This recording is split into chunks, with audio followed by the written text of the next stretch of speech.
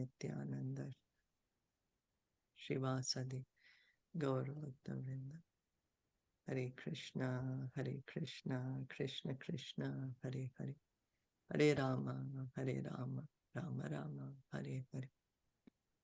So we're going to continue reading from Srimad Bhagavatam, Canto 7, Chapter 5. Does anyone remember what we read yesterday?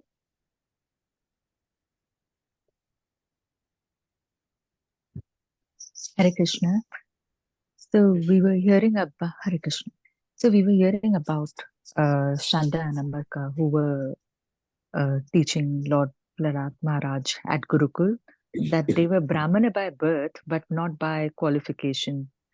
In actual, the Brahmana does not have to satisfy anyone. He's simply meant to serve Krishna. But they were engaged in serving Hiranyakashipu as the servants of Hiranyakashipu, and they unnecessarily wanted to chastise Prahlāda Mahārāja. And we also saw that they asked for a stick to chastise Prahlāda Mahārāja to satisfy their master Hiranyakashipu. But Prahlāda Mahārāja was fearless, and he was still determined to follow what he had learned from Narad Muni. And then Chanda and Amarka, they compared the dynasty of Daitya Hiranyakashipu to the sandalwood forest, and compared Prahlāda Mahārāja to a hard, strong thorn tree that may become handle for the axe to assist Lord Vishnu, and thus entire forest of demonic civilization could be cut to pieces. We also heard about Hiranyakashipu's name's meanings. Hiranya meant gold, and the Kashipu meant soft cushion or the bedding, which people enjoy for sense gratification. And Prahlād means Prashanatma, always joyful in worshipping the Lord and understanding Brahman. Shanda and Amarka, they tried to induce Prahlād to accept the materialistic way of life, the three parts of material life: dharma, artha, and kama. They tried to chastise and threaten him in various ways to learn about these parts of religion, economic development, and sense gratification. And they wanted him to be sufficiently educated in diplomatic affairs, of pacifying public leaders, appeasing them by giving them lucrative posts, and dividing and ruling them, punishing them in case of disobedience. That one which a king needs to learn. So one day, Prahlāda Mahārāja, she personally washed him, and she dressed him nicely to be presented before his father.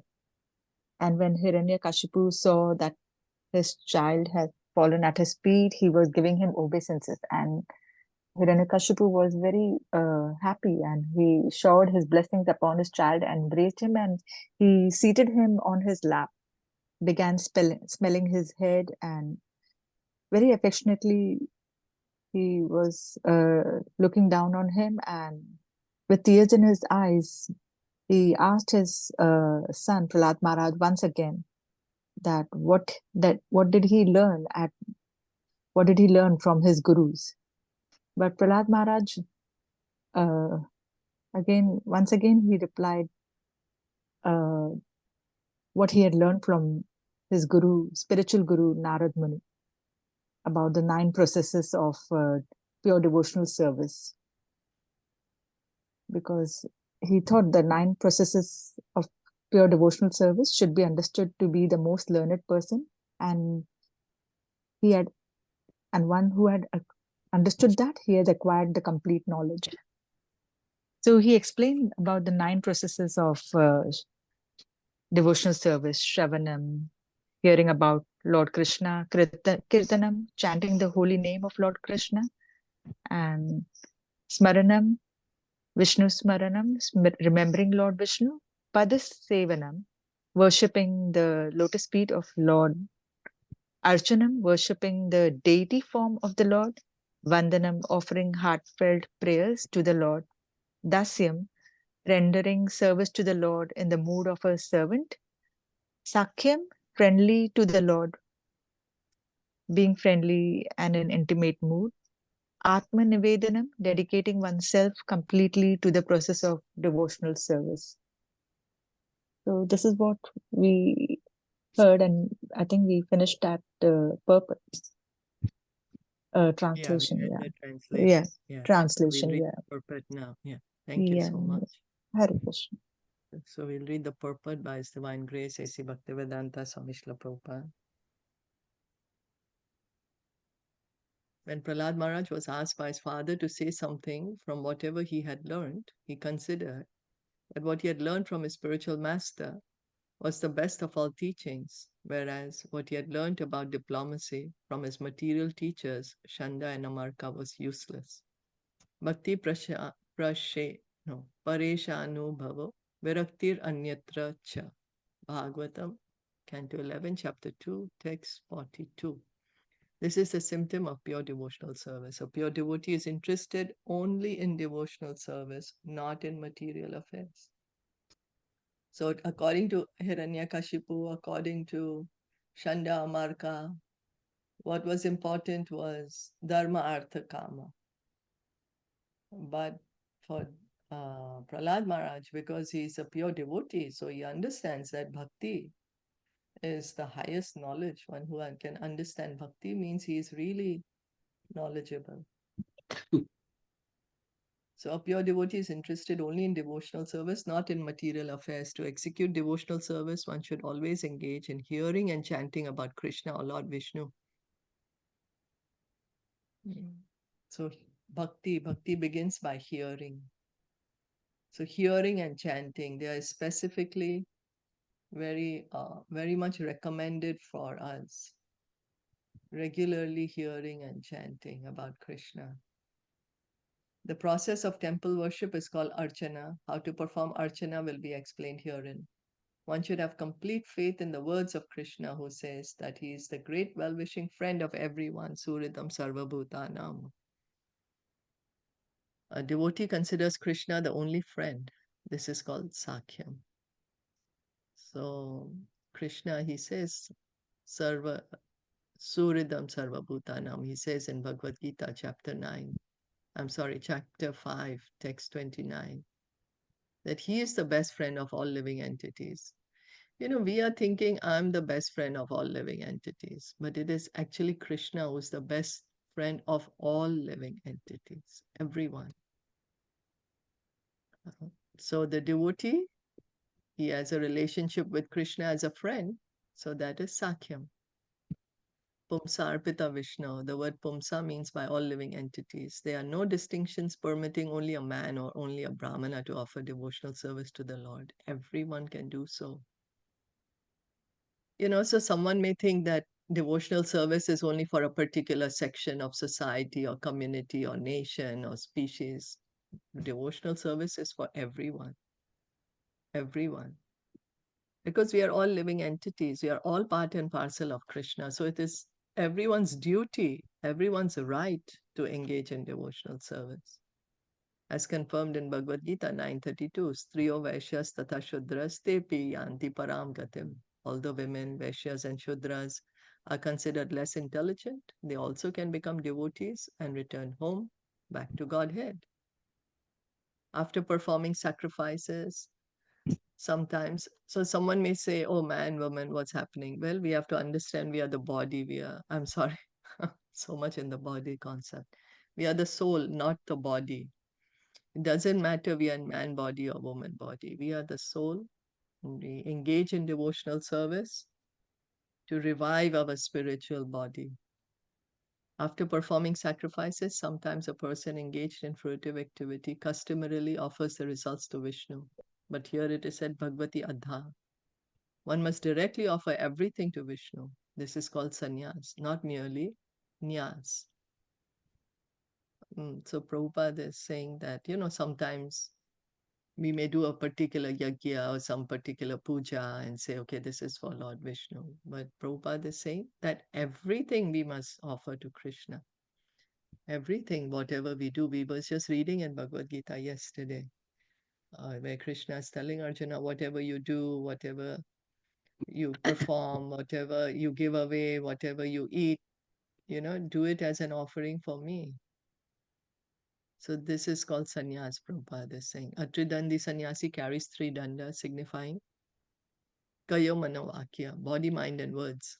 All of these should be offered to Vishnu. And then one can begin devotional service. So tridandi, the Vaishnava sannyasis, they hold a danda, right? They hold a stick. So inside this, and this is tied with a cloth. Inside this cloth, there are 3 sticks actually. That's why they're called tridandi. 3 of them are there, signifying that the sannyasi, he's taking a vow that he's going to worship Lord Krishna by body, mind, and words. So it's for each and every one of us. Of course, we don't have to change our dress, our position, but we should worship Krishna with our body, mind, and words. With our body,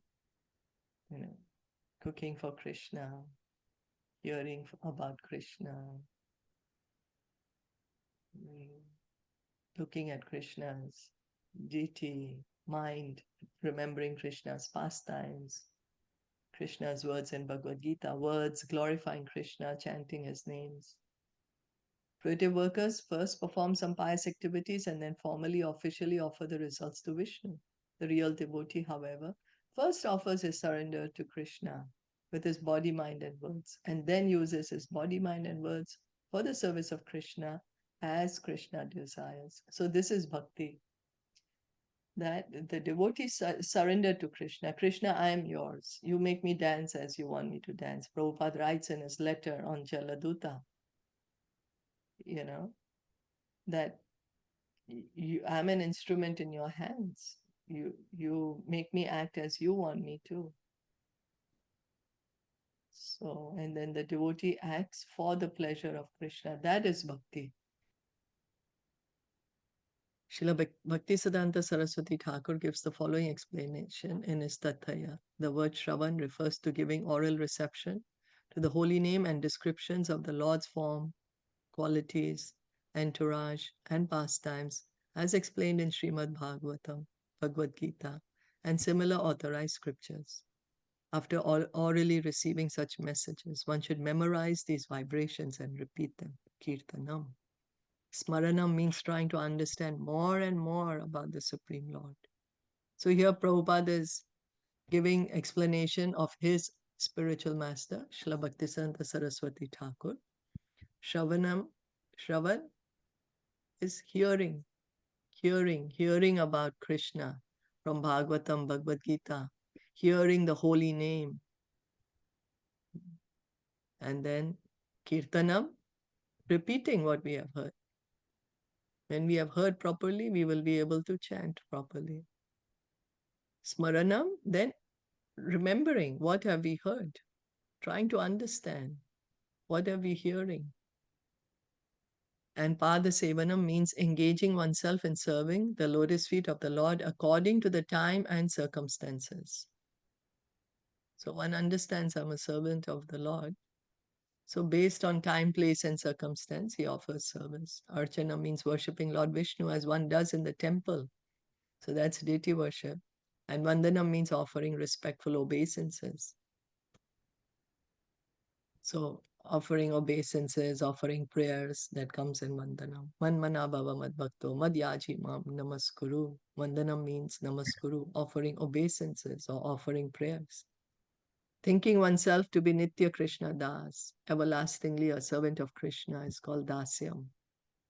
So understanding our actual position, Lord Chaitanya says, Jivara Swarubhaya Krishna Nitya Das, that the Swarup of every living entity is that we are eternally servant of Krishna. That is our Swarup. Then one understands that, then one can be in the relationship of dasyam. And Sakyam means being a well-wisher of Krishna.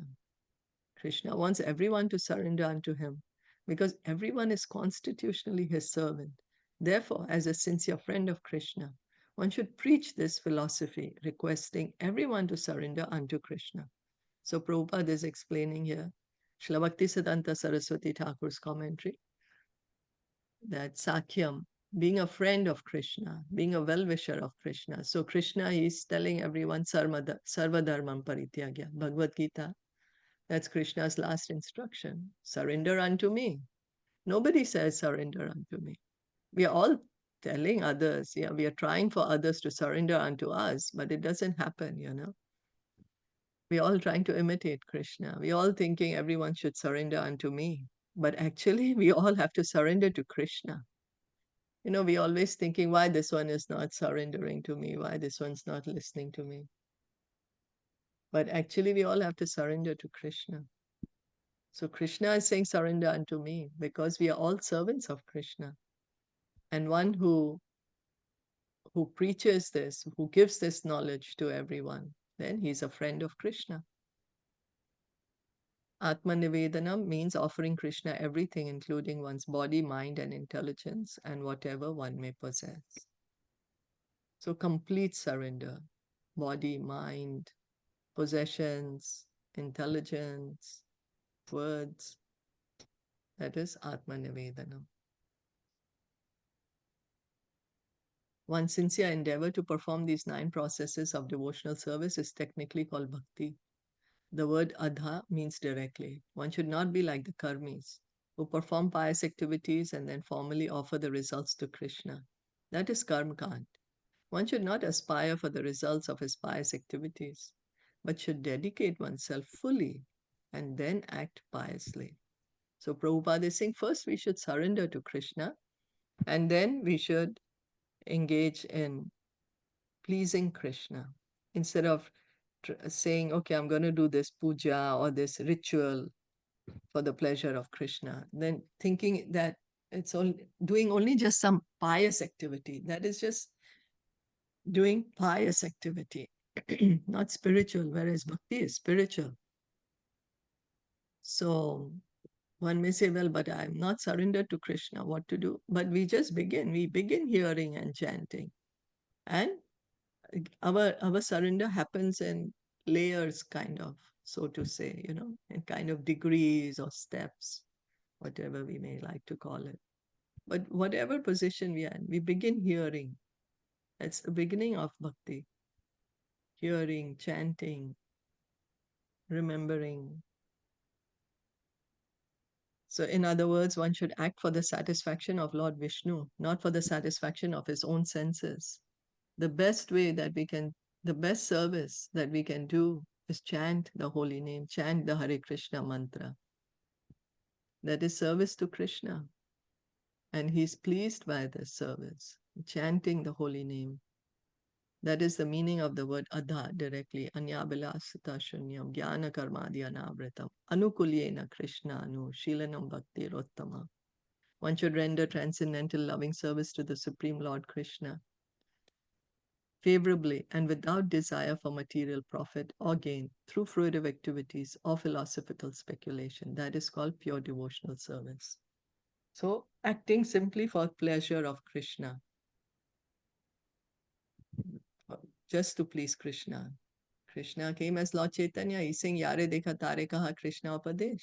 So, giving this knowledge of Bhagavad Gita, of Srimad Bhagavatam to everyone for the pleasure of Krishna. Chanting the holy name for the pleasure of Krishna, hearing Bhagavatam, Bhagavad Gita for the pleasure of Krishna, just for the pleasure of Krishna. One should simply satisfy Krishna without being influenced by fruitive knowledge or fruitive activity. One may say, why? Krishna is so greedy, he wants us to please him only. He's like a dictator. He's saying, surrender to me, please me, give all your results to me. What is happening? Why I shouldn't give it to somebody else? Why shouldn't I keep it for myself? But Krishna is just explaining the truth, that we are constitutionally parts and parcels of Krishna. We are eternally servants of Krishna. We have a loving relationship with Krishna. We have simply forgotten it, and we have to revive this loving relationship. Love is expressed through service. When we love someone, we serve them. So the devotee serves Krishna out of love, and Krishna serves the devotee out of love. They love each other, there is reciprocation.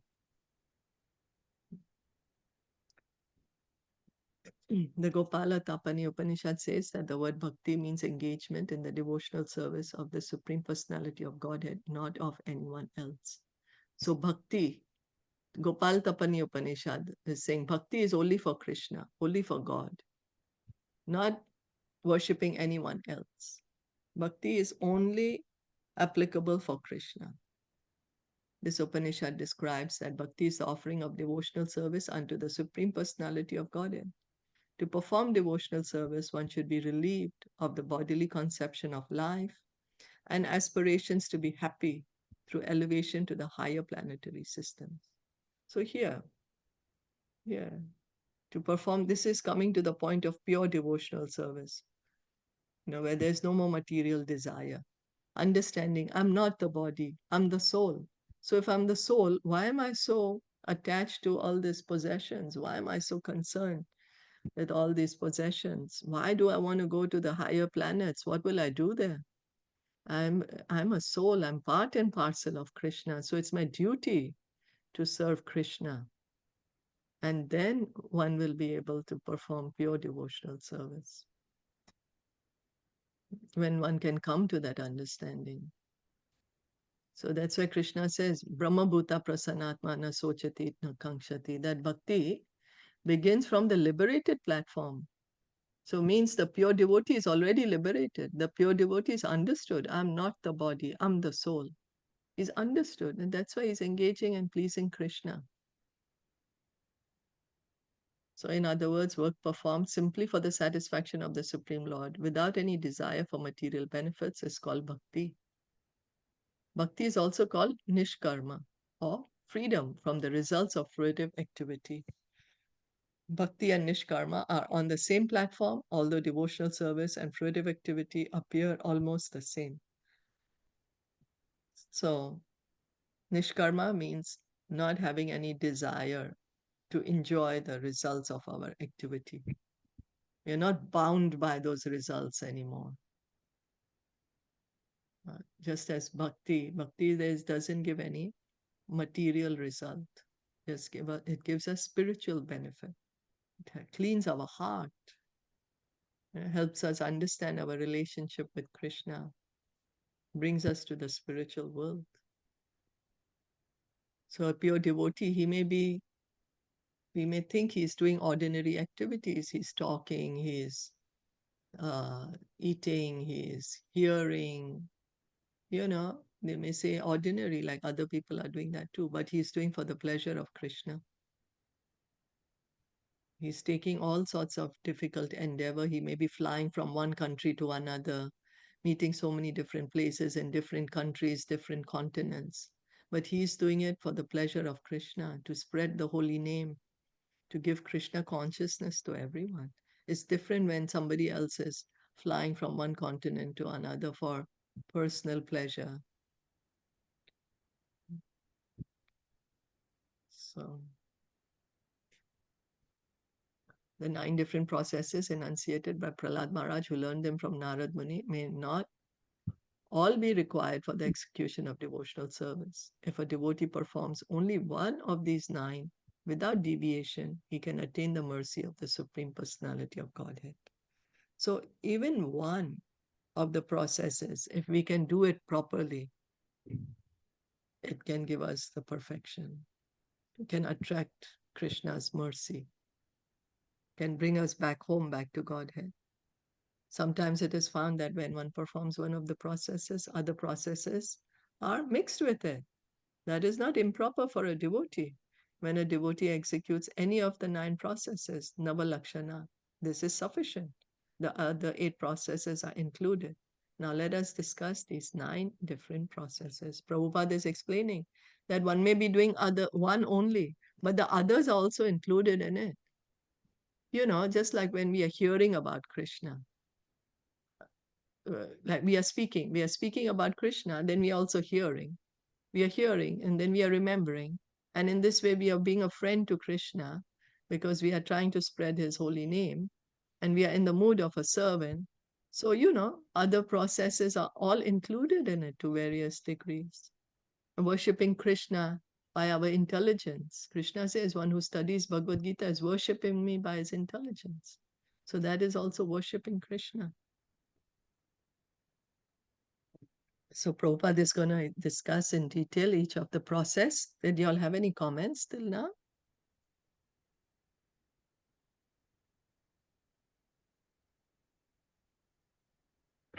All good today. Anything to add? No, all good? So I'll continue to read. Yeah. Shravanam, hearing of the holy name of the Lord. Shravanam is the beginning of devotional service. So bhakti begins by Shravanam, hearing. We hear about Krishna from the devotees. We hear the holy name. Although any one of the 9 processes is sufficient, in chronological order, the hearing of the holy name is the beginning. Indeed, it is essential, as enunciated by Lord Sri Caitanya Mahaprabhu, Cheto Darpanam Arjanam. By chanting the holy name of the Lord, one is cleansed of the material conception of life, which is due to the dirty modes of material nature. So, Lord Chaitanya says, Cheto Darpanam Arjanam. The Shikshastakam begins with that. Cheto Darpanam Arjanam. That's the first result that happens when we chant the holy name. Why so much importance is given chanting the holy name? Because this is the process given to us in this age of Kali. We want to understand we are not the body, we are the soul. We have to chant Hare Krishna. That's the process it's given to us. We may say, I'm going to try this process, but I have something else to do. I have some other process. But the Shastras are saying there is no other way, no other way, no other way. We want to understand we are not the body, we are the soul. We have to chant Hare Krishna.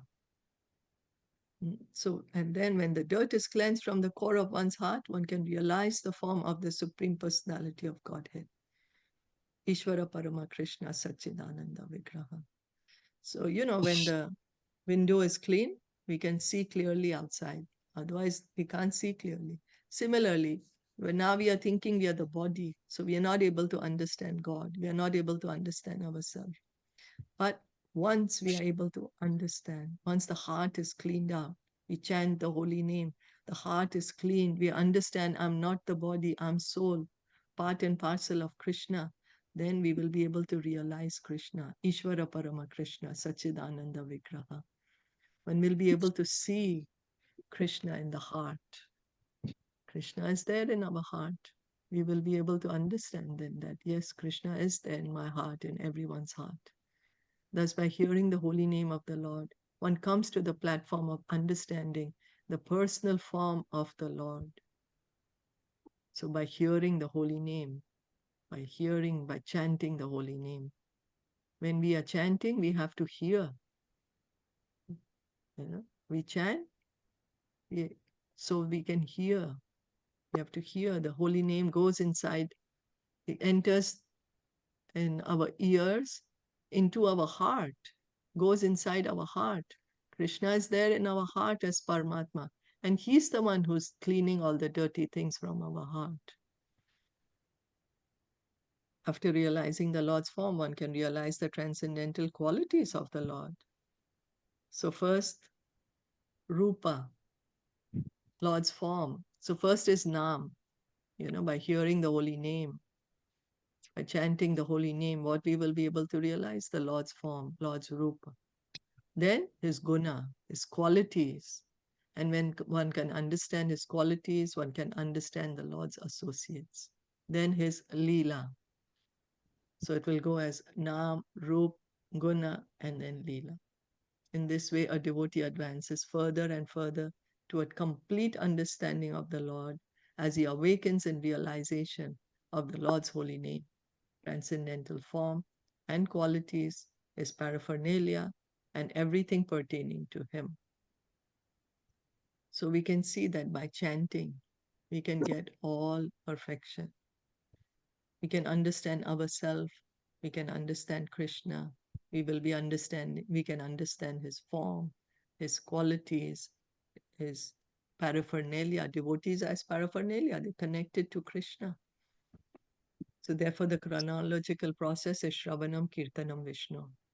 This is the same process of chronological understanding holds true in chanting and remembering. When the chanting of the holy name, form, qualities, and paraphernalia is heard from the mouth of a pure devotee, his hearing and chanting are very pleasing. So hearing from the pure devotee. When we hear from the devotee helps us cut the hard knot of material desires that are there in our heart. He helps us. That's why it's so important to hear from the devotees. When we are hearing from the devotees, they can help us cut this hard knot which is there in the heart. So Srila Sanatan Goswami has forbidden us to hear the chanting of an artificial devotee or non-devotee. Sanatan Goswami is saying, don't hear from non-devotees, don't hear from professionals, hear from the devotee. That when we hear from the devotee, it gives rise to bhakti in our heart. Our faith in bhakti becomes stronger.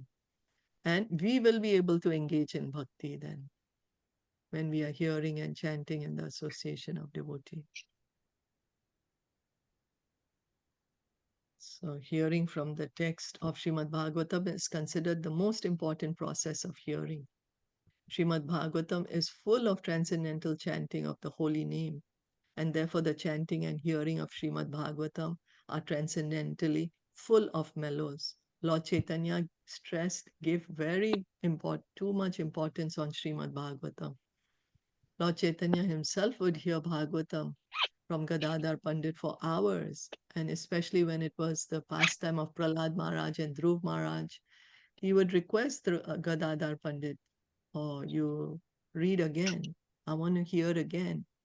You speak again, I want to hear again.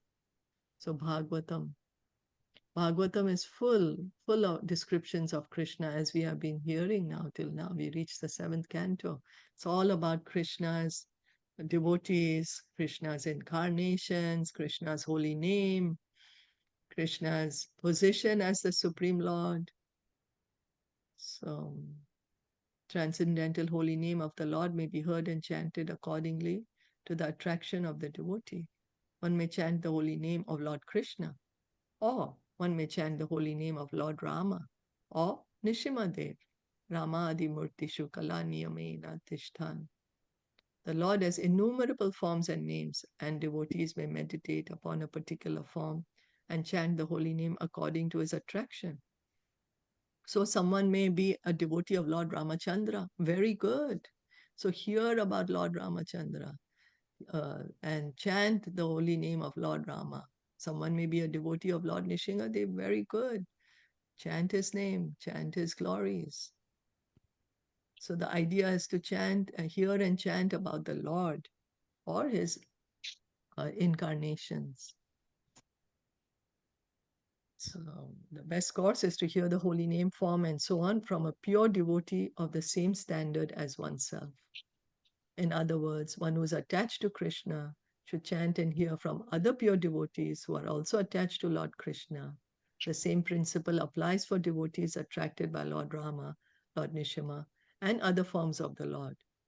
So because when one is attracted to Krishna, and when we hear from someone who is also attracted to Krishna, then he can help us to increase our attachment to Krishna, to increase our faith in Krishna, to increase our love for Krishna. So Prabhupada is saying someone is a Ram Bhakt, then it's good for him to hear from a Ram Bhakt. So then that his faith, his love for Lord Ramachandra can increase. Yeah. Yes? Okay. So then, because Krishna is the ultimate form of the Lord, Krishnastu Bhagavan Swayam, it is nice to hear about Lord Krishna's name, form, and pastimes from a realized devotee who is particularly attracted by the form of Lord Krishna. So Bhagavatam, one of the foundational mul verses of Bhagavatam, Ete cha amsa kalapamsa Krishnastu Bhagavan Swayam. There are so many incarnations of Krishna. So many expansions of Krishna, but original form of Krishna is Shyam Sundar. So it is best to hear about Krishna, Shyam Sundar, his name, form, pastimes, from a devotee who is attracted to Krishna. In Srimad Bhagavatam, great devotees like Sukadev Goswami have specifically described Lord Krishna's holy name, form, and qualities. Unless one hears about the holy name, form, and qualities of the Lord, one cannot clearly understand the other processes of devotional service. So Bhagavatam, we are hearing from Sukadev Goswami. Sukadev Goswami is chanting Bhagavatam and we are hearing. Maharaj Parikshit heard Bhagavatam. So Sukadev Goswami is revealing to us the glories of Krishna, revealing to us the Krishna's form, revealing to us Krishna's pastimes, Krishna's incarnations, Krishna's position. So we are hearing from Sri Sukadev Goswami. That's how we will be able to understand Krishna. So the more we hear about him, the more we will be able to understand him. The more we hear his holy name, when we are chanting, we need to hear the holy name. The more we hear the holy name, the more we will be able to understand Srimad Bhagavatam. The more we will be able to understand Bhagavad Gita. So therefore, Sri Chaitanya Mahaprabhu recommends that one chant the holy name of Krishna. Param Vijayate Shri Krishna Sankirtanam. So chanting the holy name of Krishna gives us the highest benefit, highest glory, highest achievement by chanting the holy name. If one is fortunate enough to hear from the mouth of realized devotees, he is very easily successful on the path of devotional service. Therefore, hearing of the holy name, form, and qualities of the Lord is essential. So hearing is so important. Here Prabhupada is explaining to us why is hearing so important. When we hear, that is bhakti, it's the beginning of bhakti, and then we can begin to understand Krishna in truth. Because if we just make up from our mind, then it's our mental speculation. We are not trying to understand God as he is. Then we are just putting God in our box, that God should be like that or should be like this. But when we are hearing from the authorities, hearing from the revealed scriptures, we are trying to understand God as he is. We are trying to understand our relationship with God and what is our duty towards God. So hearing is of utmost importance. Hearing and chanting. Hearing, chanting. Is that okay? Questions, comments?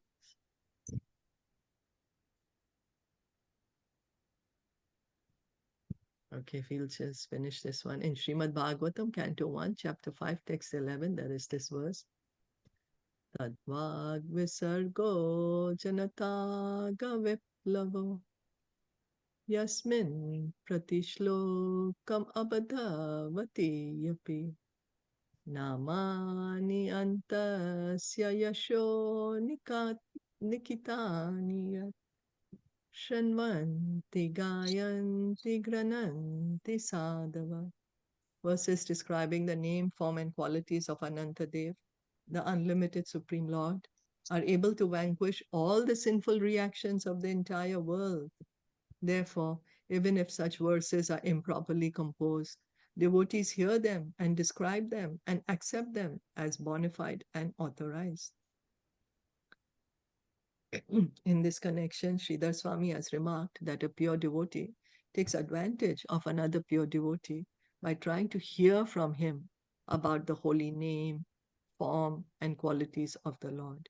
If there is no such opportunity, he alone chants and hears the holy name, Lord's holy name. So, Bhagavatam is saying that the verses describing, glorifying Krishna's name, form, and qualities, they may be grammatically not correct.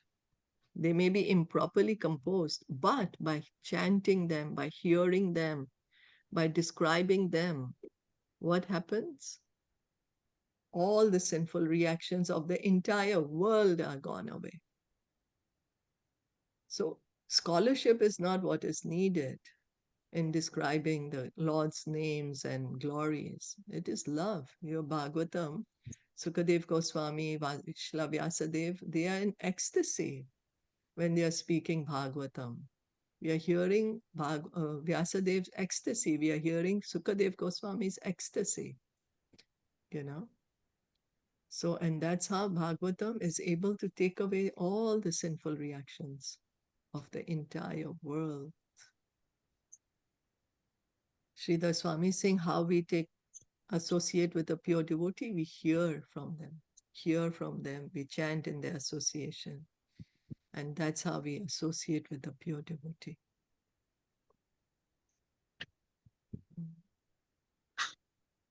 Is that okay?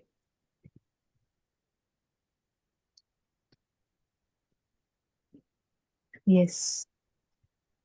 Yes. So it's so beautifully, Prabhupada is going in detail and explaining us the glories of hearing, the importance of hearing. Yeah. Yes. True. And that's why we love all the prayers that we are hearing in Bhagavatam from the pure devotees. Yeah. Yeah. Yes. Yeah. Thank you so much. Srimad Bhagavatam ki jai, Srila Prabhupada ki jai, Gaur Bhakta Vrinda.